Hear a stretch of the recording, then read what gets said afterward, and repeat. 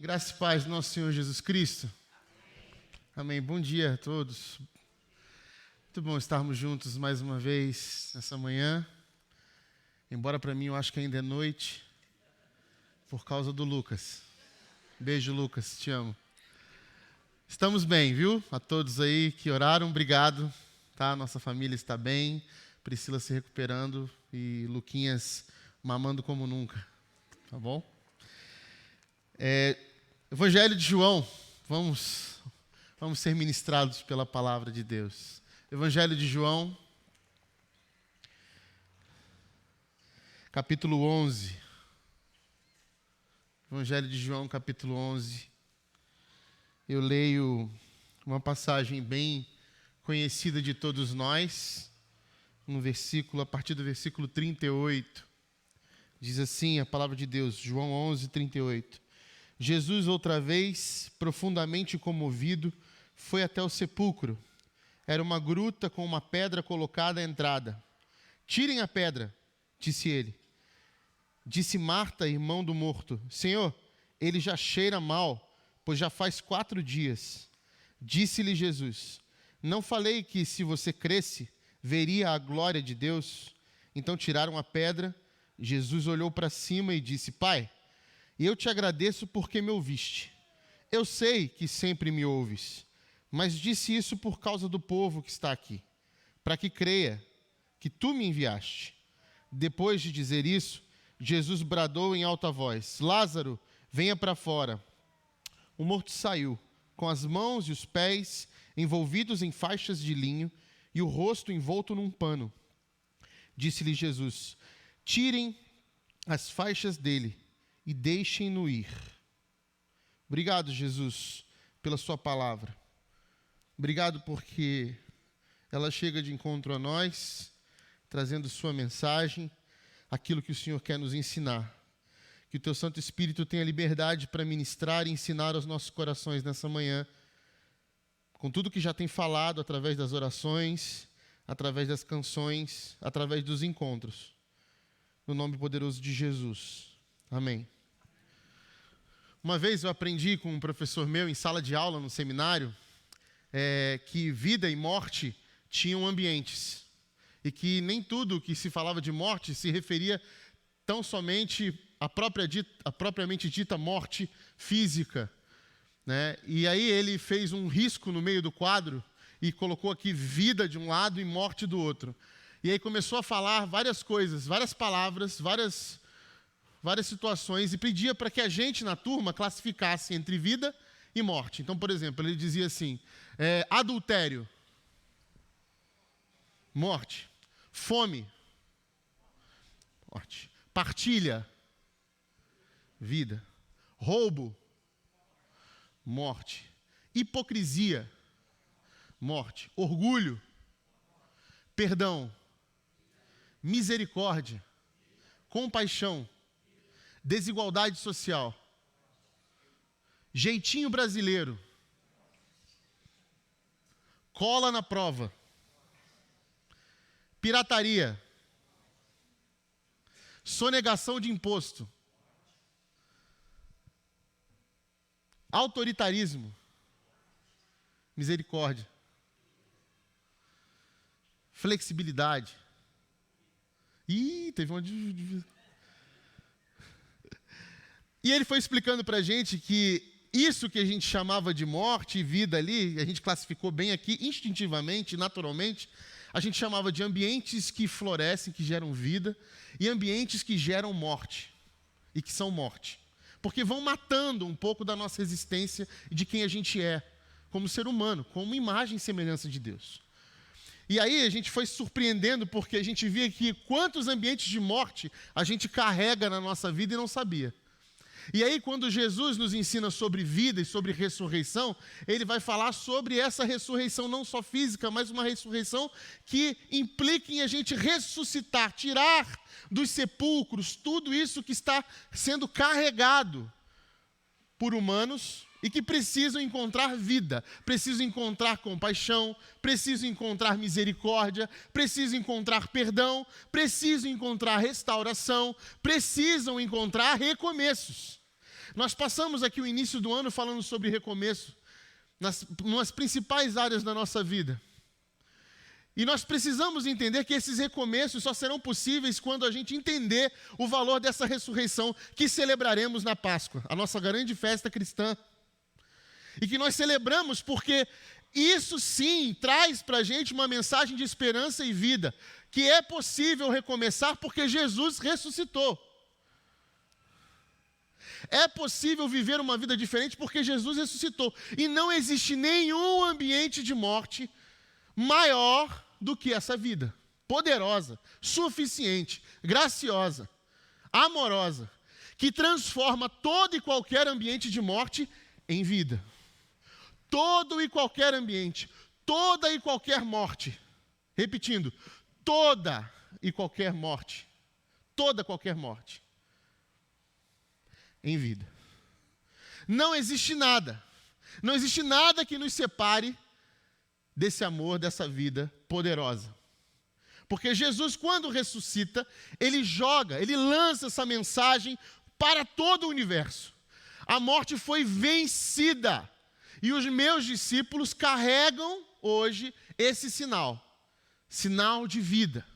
Sinal de que a morte não é mais capaz de vencer coisa alguma, porque eu venci a morte. O inimigo último foi vencido.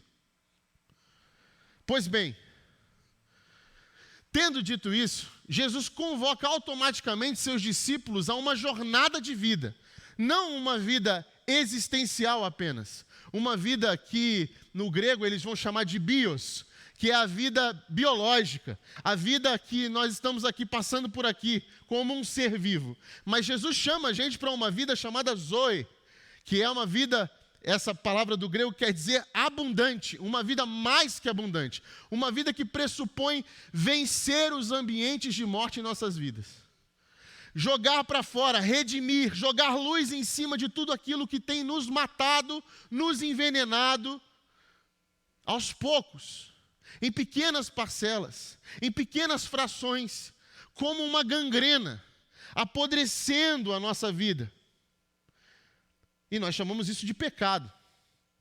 Por isso que a Bíblia fala que o salário do pecado é a morte. Porque tudo isso que nos tira a vida é morte.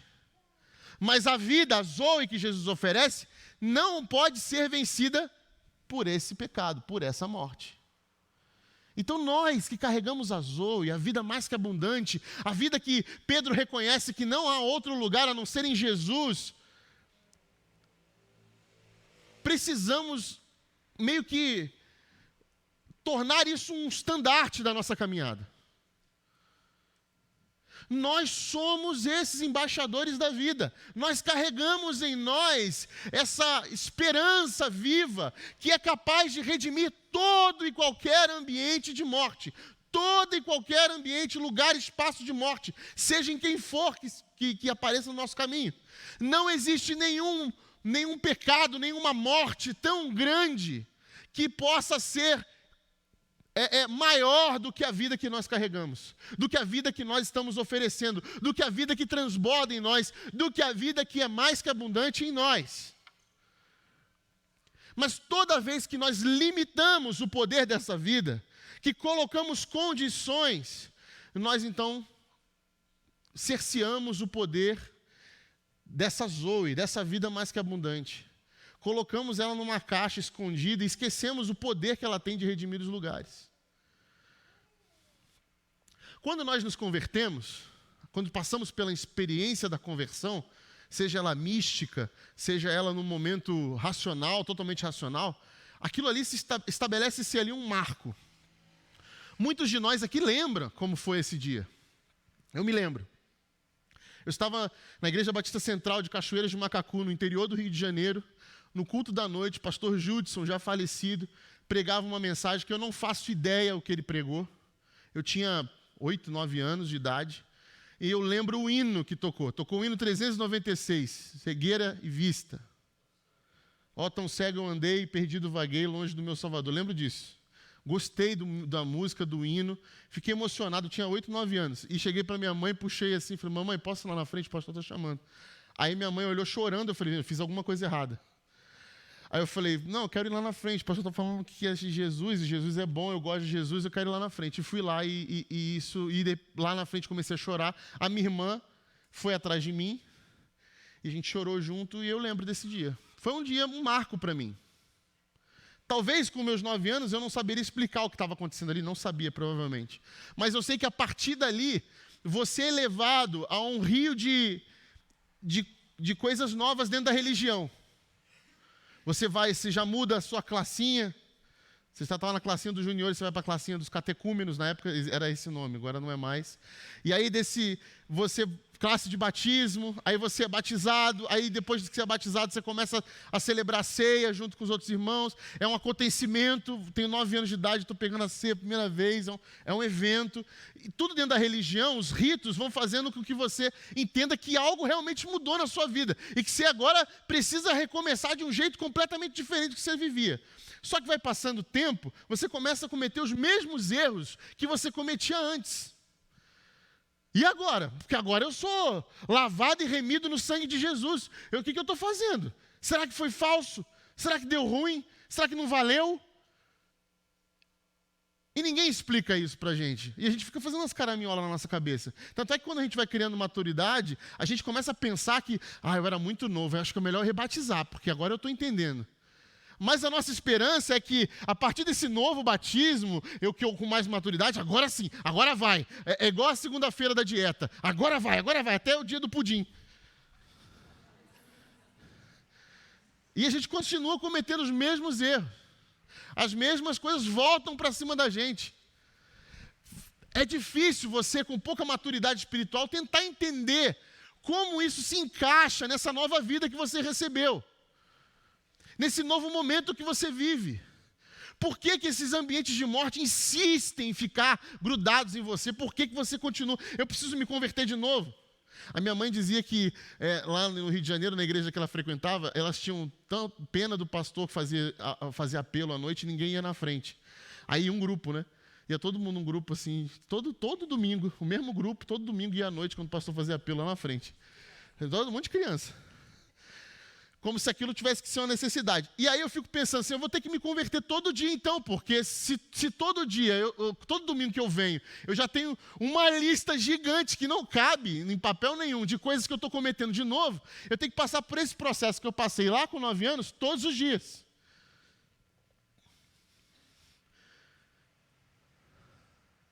Enfim. E aí a gente vai caminhando e vai optando, então, por algumas coisas. Porque a religião nos joga isso como opção. E o que ela nos joga? Mas isso aqui nem é tão grave assim. Não, fica tranquilo. Isso aqui você pede perdão porque isso aqui é muito feio. Mas isso aqui até que... Isso aqui você não precisa abrir muito. Isso aqui está tudo bem, não, Inconscientemente, tá, gente? Inconscientemente a gente vai colocando algumas coisas, algumas gavetas, vai fechando.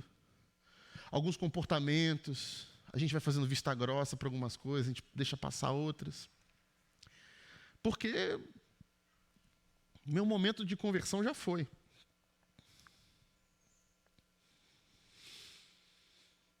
E aí, a história vai se complicando, porque a gente vai amontoando um monte de questão que a gente não sabe responder. Você vê, quando eu era adolescente, eu ficava olhando aqueles testemunhos daqueles caras que eram ex-drogados, ex-assassinos, né? E aí se converteram e agora são homens de bem, né? Não matam mais ninguém, pelo menos não com arma, não se drogam mais, são super... Aí eu falava, caramba, meu testemunho é uma droga, né? Porque eu fui da igreja sempre, para sempre, me converti. Eu não sou ex-assassino, ex-drogado, ex-ladrão. Você vai contar o seu testemunho, e se você for contar depois de um cara desse, você fala assim, Aí o que você fala? Tinha um vazio dentro de mim, né? Tem um vazio, e aí esse vazio, Jesus preencheu. E hoje eu estou satisfeito, completamente satisfeito em Jesus. Aí beleza, aí na segunda-feira você já fica pensando assim, como eu queria trocar de carro. Ah, como eu queria trocar de celular. Ah, como eu queria fazer isso. Ah, como eu queria... Aí começa a desejar e ocupar com coisas aquilo que falta em você. Porque é nos provocado todo dia essa falta de alguma coisa. Eu falei assim, mas o vazio não estava saciado, eu já não estava tranquilo, eu já não estava... Salmo 23, eu tenho tudo o que eu preciso no meu pastor? Não, mas eu preciso, eu quero alcançar aquela posição, eu quero chegar naquela posição, eu quero fazer isso, eu tenho que alcançar isso. E isso vai virando uma bola de neve que começa a ser não só coisas, objetos, cargos, trabalho, mas começa a se tornar com pessoas. As pessoas já não te satisfazem mais, os relacionamentos, os ambientes que você convive. E esse buraco no peito parece que só aumenta. Esse vazio, que os teólogos vão chamar de memória do paraíso, né? Que é aquela falta de que não há mais fruta gostosa para todo mundo, a gente tende a aumentar, ficar um rombo. E agora o vazio que era preenchido por Jesus, cadê?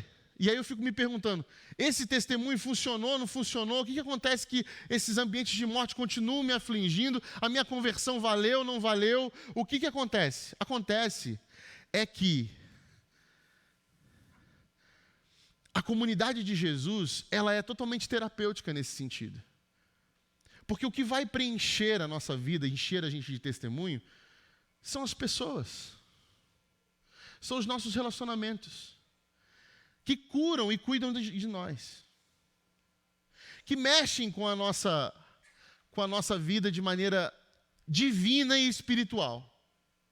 Por que eu estou dizendo isso? Por causa do texto que a gente leu. Jesus é o nosso Salvador. E Jesus traz para a gente vida mais que abundante. Ele traz para a gente salvação eterna. Essa é a mensagem do Evangelho. Jesus oferece isso para nós. E o que está acontecendo aqui é muito interessante, porque essa narrativa vai mostrar um Jesus que está ocupado com seus afazeres e de repente chega uma notícia de que seu amigo está muito doente, Lázaro. E aí, Jesus meio que continua fazendo as coisas que ele estava fazendo. Embora a mensagem seja meio apelativa, né? Maria diz assim, aquele que você ama está doente. Ela dá uma apelada, né? Acelera aí, Jesus, porque aquele que você ama está doente. E ele meio que continua fazendo o que ele está fazendo. Passam os dias e Lázaro morre. E Jesus recebe essa notícia e fala com os discípulos, olha, a gente precisa passar lá em Betânia. Por quê? Porque Lázaro morreu. Aí ele falou, Lázaro está dormindo. E aí os discípulos meio que assim, mas o que tem a ver Lázaro está dormindo? Deixa que ele acorda. Aí Jesus, vocês não entenderam? Lázaro morreu, eu preciso ir lá. Aí eles falam assim, gente, mas lá, Jesus, foi onde você quase morreu lá apedrejado. Você vai voltar para lá? Não faz isso não. Não, mas Lázaro precisa que eu vá lá, porque aquele povo precisa... Vocês, inclusive, se vocês forem comigo, vocês serão bem-aventurados, que vocês verão a glória de Deus. Não, Jesus, mas aí um Tomé vira e fala assim, a gente está levando a gente para morrer com ele. Vai lá para um cara que já morreu. E aí Jesus fala com eles e todos vão para Betânia. Quando estão indo para Betânia, chegam lá em Betânia, vem a Maria e fala assim, Jesus, se você estivesse aqui, nada disso tinha acontecido. Já morreu. Aí vem a Marta e fala assim, Jesus, se você estivesse aqui, Jesus, nada disso teria acontecido. Aí vem todo mundo que está lá, os judeus em volta, aquele velório gigante de um monte de gente, vira para Jesus e fala, caramba, olha lá como é que ele está chorando. Ele realmente, que Jesus tinha chorado copiosamente. Está vendo? Se chorava, ele amava ele mesmo, mas se ele estivesse aqui, nada disso tinha acontecido. E Jesus meio que dizendo assim, se eu estivesse aqui, nada disso tinha acontecido. Verdade. O que mostra um pouco para nós de que Jesus não está muito preocupado em resolver todas as tragédias do planeta que vão nos atingir. Elas vão atingir a gente. Ele não está aqui para impedir que elas aconteçam. Certo? E ele fala, eu não estava aqui, aconteceu. Mas o que Jesus foi fazer lá, e nesse momento, foi mostrar a glória de Deus ali para aquele povo. E é isso que ele fala com Deus. Ele falou, pai, eu estou falando com você, eu sei que você me ouve, mas o povo precisa ouvir aqui e vai ver o que vai acontecer. E aí ele chama Lázaro para fora. Ele manda, tirem a pedra e chama Lázaro para fora. E Lázaro ressuscita. E quando Lázaro ressuscita, o que acontece de icônico aí? Primeiro, duas coisas. Primeiro, ele manda que tirem a pedra. Tira a pedra aí, galera, porque ele está dentro de uma cova, está dentro de um sarcófago. Então, primeira coisa, a gente vai precisar mexer em pedra para poder salvar, tirar, curar as pessoas que Jesus vai chamar. E não vai ser fácil. Vai ter gente que vai estar dentro do túmulo. Vai ter gente que vai estar envolvida por morte. Em ambiente de morte. E a nossa igreja, que quer recomeçar, vai precisar pensar nisso. Vai precisar mexer nas pedras. Porque um dia a gente esteve nesse sarcófago também. Um dia a gente esteve lá dentro. E a gente vai ter que fazer força, vai ter que fazer um esforço para rolar essa pedra. E segundo, Jesus vai salvar essa pessoa sim, essa pessoa vai vir andando, mas ela vai vir andando mal cheirosa, cheia de trapo, cheia de pano de morte, toda envolvida com esses panos, e ele vai mandar quem fazer isso? Os discípulos. O que ele fala para os discípulos? Tirem as faixas deles. E é por isso que quem vai lá são os discípulos, porque o povo ao redor fica falando assim, nossa, está mal cheiroso, está horrível isso aqui. Não vai, quem não é discípulo de Jesus não vai meter a mão, mas quem é discípulo de Jesus sabe a missão que tem em banir todos os elementos de morte que estão grudados, arraizados, encravados em Lázaro. Porque esse homem agora não está mais morto, ele está vivo. Eu o chamei da morte para a vida. Nada que for da morte tem que ficar nele. Ele precisa ser liberto. E aí todos os discípulos de Jesus vão lá e tiram as faixas, tiram os panos dele. E Jesus fala, deixem-o ir. Deixem-o ir. Deixem-o ir. Há um movimento muito importante e precioso e profundo nessa mensagem. Primeiro, que quando nós estamos limpando os Lázaros que se achegam até o nosso convívio, da comunidade, das pessoas que de fato vão ser Deus na nossa vida, nós vamos nos identificando. Porque um dia fomos nós, eu e você, que estávamos dentro desse sepulcro fechado e ouvimos a voz do Mestre. Ouvimos o Espírito Santo sussurrar no nosso coração. Rodrigo, venha para fora. Venha para fora. E aí você começa a ir para fora. Só que aqueles pecados, eles grudam na gente. É difícil, está tudo meio que escuro ainda. Está tudo muito nebuloso. Está tudo muito trevoso. E você não sabe muito bem como andar. Aí a comunidade de Jesus vai e rola a pedra. Rodrigo, Jesus está te chamando. Vamos. Nós vamos abrir isso aqui para você ver a luz. E aí você se emociona com aquilo.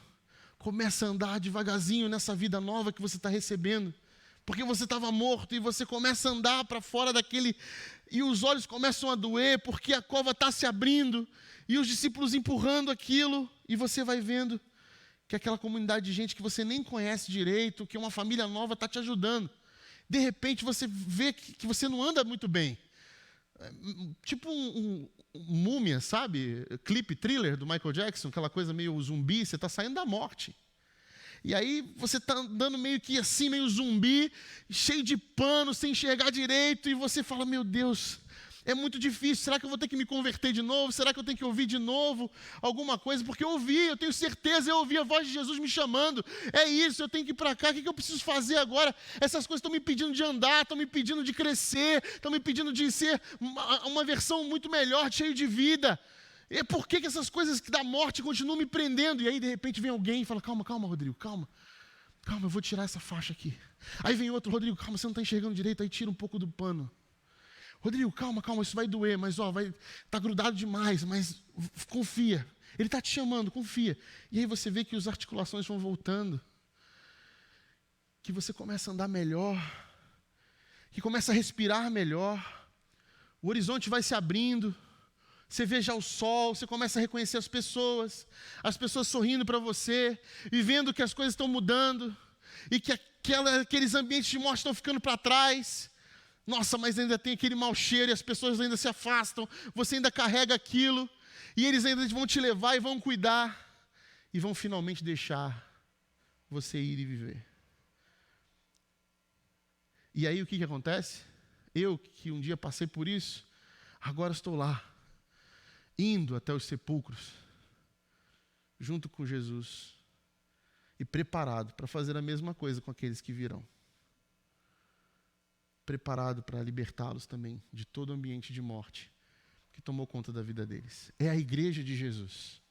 É a comunidade de Jesus amando do seu mestre, amando da voz do seu mestre, que vai limpando os ambientes de morte, vai nos ajudando, vai mostrando para nós que nós somos frágeis, vulneráveis, e que a caminhada coletiva liberta a gente da morte. Todos os dias. Aos poucos, as faixas vão caindo, os panos vão cedendo, os movimentos vão voltando, e a imagem de Deus que foi um dia corrompida vai sendo regenerada. E eu vou vendo o meu mestre, a voz que eu ouvi, e eu vou vendo as pessoas, a família que Ele me deu, e eu vou sendo curado e transformado cada dia mais. E esse vazio do peito vai sendo saciado pela minha caminhada coletiva, pela minha caminhada comunitária. Porque Jesus um dia me chamou, venha para fora, saia de dentro de você mesmo, saia da caverna do sepulcro do seu orgulho, deixe que as pessoas toquem nas suas feridas, deixe ser curado, Rodrigo. Deixe, não tenha vergonha desse mau cheiro. Venha para fora ganhar novos ares, um novo perfume, uma nova visão, um novo jeito de viver. Porque você vai ver que no futuro, tudo isso que foi ambiente de morte na sua vida, será testemunho para libertar novas pessoas que estão vagando por aí, acorrentados a ambientes de morte, como Lázaro foi chamado. Por isso Jesus falou, vocês são bem-aventurados porque vocês vão ver a glória de Deus. Quando que nós vemos a glória de Deus? Quando nós vemos alguém abandonar a morte para a vida, ainda nessa existência. Não é de um dia para o outro, não é numa hora e depois da hora tal, tudo ok. É um processo. O problema é que na nossa existência, nós nascemos frágeis e carentes. E antes de morrer, nós morremos totalmente vulneráveis. E no meio disso tudo, entre o início e o fim, nós fingimos. E nós fugimos da nossa real condição. Frágeis e vulneráveis. Quando assumimos isso, a nossa fragilidade, a nossa vulnerabilidade, os nossos passos para fora do sepulcro de morte, serão passos coletivos. Serão passos celebrados. Serão passos de uma caminhada em família. Sem medo. Sem medo. Crendo que aquela voz que te chamou um dia é a mesma voz que te chama hoje. Rodrigo, por que você está entrando aí de novo? Por que você está preso nessas faixas de novo, Rodrigo? Venha para fora, Rodrigo. Venha para fora. Jesus, mas eu não consigo. É toda hora, Jesus. É toda hora esse mau cheiro de morte. Essas faixas me apertando, me puxando de volta. Eu sei, Rodrigo. Mas olha aí os meus discípulos. Deixem que eles tirem de você essas faixas. Deixem que eles cuidem de você. Deixem que eles rolem a pedra do sepulcro. Deixe. Se permita ser curado, se permita ser aquilo que você é, frágil e vulnerável, para que então, na fraqueza do seu ser, eu manifeste o meu poder. Porque quando eu sou fraco, sou forte. Porque ali, nesse momento, da minha real condição, é que o amor de Deus invade o meu coração, através do cuidado da nossa igreja, a igreja de Jesus, a igreja dos discípulos, que quando tiram todos os elementos de morte e redimem todos os ambientes de morte, a ordem de Jesus, nós estamos glorificando a Deus e estamos automaticamente vendo a glória de Deus. É assim que nós vamos caminhar. É assim que nós saberemos que Jesus está conosco, chamando para fora todos os dias mais gente, junto comigo e com você. Pode ser até que numa dessa, quando você estiver libertando alguém da morte junto com Jesus, você olhe para ele e fale assim: olha, essa faixa eu tenho também. Esse paninho de morte eu estou carregando ainda. Preciso de ajuda. Preciso tirar ele. Olha, estava libertando um morto aqui, um agarrado, de repente estou curando ele e eu percebi que essa ferida eu também tenho. Nunca tratei. Vem cá, meu irmão. Me reconheço porque eu sou que nem você. Nós estamos ao som da mesma voz chamando a gente. Chamando a gente, venha para fora. Eu tenho a vida mais que abundante para você, meu filho, minha filha.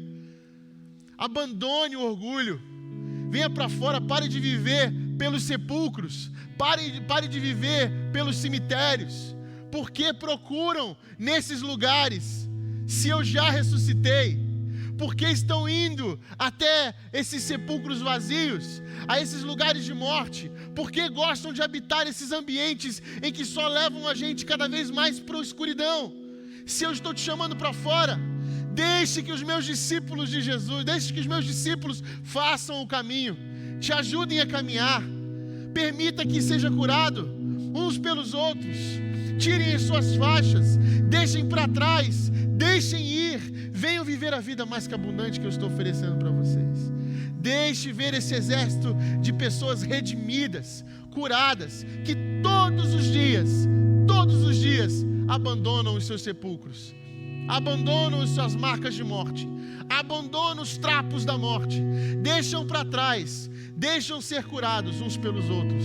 Esse lugar de comunhão plena, de partilha de dor, de partilha de alegria, de partilha de sofrimento, essa igreja de Jesus, que caminha de glória em glória, que caminha para a glória de Deus, é desse jeito, cuidando uns dos outros, curando uns aos outros, permitindo que essa pessoa que talvez esteja com o ouvido tão tapado, que está escutando um murmúrio, e que dessa vez vai escutar de fato o seu nome sendo dito pela boca de Jesus Cristo de Nazaré. Nós somos os embaixadores da vida plena. Nós estamos aqui para curar e redimir, para transformar uns aos outros, nos permitir ser curados, saber que somos vulneráveis e que estamos aqui juntos pela vida mais que abundante, Jesus Cristo.